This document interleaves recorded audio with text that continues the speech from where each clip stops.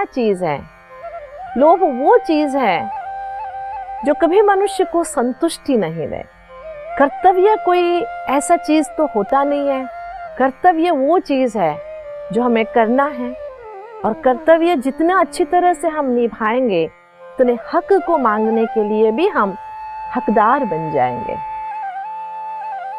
इसलिए हम अभी लोभ और कर्तव्य की बातें सोचते हैं तो मनुष्य आत्मा का अपना कर्तव्य क्या है? लौकिक रीति से बहुत सारे कर्तव्यों में हम बंधे हुए हैं। यूं कहे कि बहुत सारे कर्तव्य है जो हमें करना है। समाज में हम व्यक्ति हैं तो सामाजिक मर्यादाओं का, अनुशासन का पालन करना हमारा कर्तव्य है। जैसे कि हम रास्ते चलते हैं, चलते चलते किसी ने कोई आइसक्रीम खाई और आइसक्रीम के डिब्बे यूं ही रास्ते में फेंक दिया, ये हम अपने कर्तव्य का उल्लंघन कर रहे हैं। मानव समाज में हम जी रहे हैं तो इस समाज की कुछ मर्यादाएं हैं। हम किसी के बच्चे हैं तो अपने माँ बाप के प्रति हमारे कुछ कर्तव्य हैं। हम कोई संस्था में रहते हैं तो उस संस्था के प्रति हमारी कुछ प्रतिबद्धताएं हैं। हम कोई कहाँ ऑफिस में, कॉर्पोरेशन में, कहाँ भी जॉब कर रहे हैं तो उस जॉब के प्रति हमारी एक कर्तव्य निष्ठा है। इसी तरह हम इस शरीर में, शरीर को चलाने वाली एक चेतन सत्ता है। हमारे अपने लिए भी कुछ कर्तव्य है। अपने लिए क्या कर्तव्य है?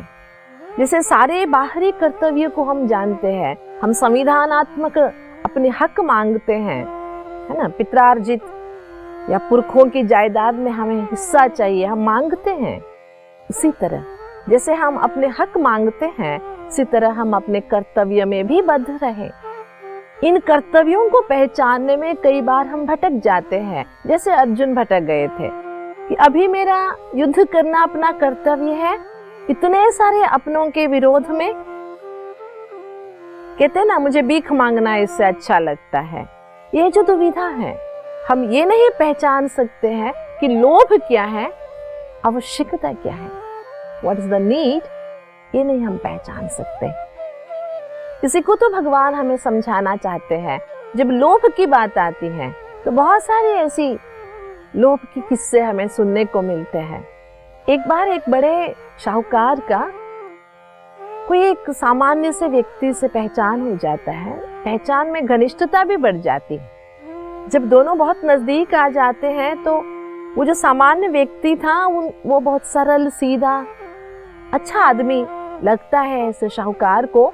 तो ये सोचता है कि मेरी 3 बेटियां हैं, उनमें से किसी एक की शादी इनके साथ कर देता हूँ। बहुत अच्छा आदमी लगता है, मेरे बेटी के लिए योग्य वर भी लगता है।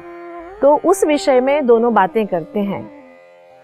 तो ये जो रिच पर्सन है, शाहूकार है, ये उस व्यक्ति से पूछता है कि देखिए मेरे 3 बेटियां हैं, एक की उम्र 20 साल है, अगर आप उससे शादी करोगे तो मैं 5 लाख बेटी के नाम कर दूंगा, और अगर आप दूसरी मेरी बेटी 25 साल की है, इसके साथ शादी करोगे तो आपको 10 लाख मिल जाएगा बेटी के तरफ से। अगर और एक मेरी बड़ी बेटी है जिसका 35 साल का उम्र है, अगर आप उसे शादी करोगे तो मैं आपको